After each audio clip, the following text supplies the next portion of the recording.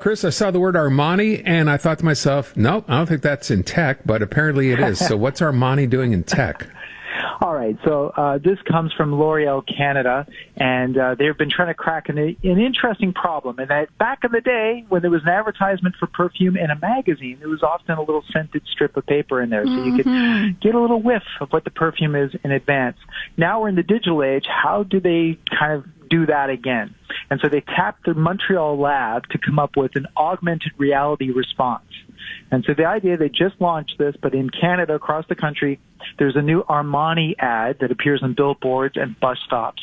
And, in the photograph of this incredible, handsome model, at the bottom, there's a little QR code. And so the idea is if you take your phone and you point your camera at the QR code, that then activates this augmented reality experience where you now have a bottle floating in the air through your camera.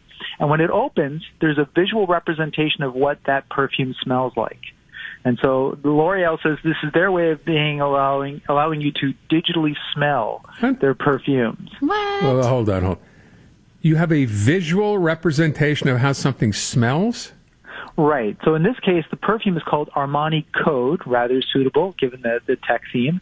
And when you point your camera at the QR code, you will see an animated bottle, the lid pops off, and out comes things like there are slices of lime, there are little mint leaves, there are some spices floating around, and that's to give you an idea of what this would smell like if you could. Why does this make me think of Willy Wonka? Remember he had that vision thing that you could reach into the tea and eat the gum or eat the chocolate? It sounds like that. Yeah. Have you smelt this, Chris? I haven't. I haven't had a chance to go to the stores and ask them what Armani Code smells like. By the way, have they said how much this would retail for? I'm just kind of curious. Oh, I don't know. I didn't get a chance to check that out. I'm sure it's reasonable given it's Armani.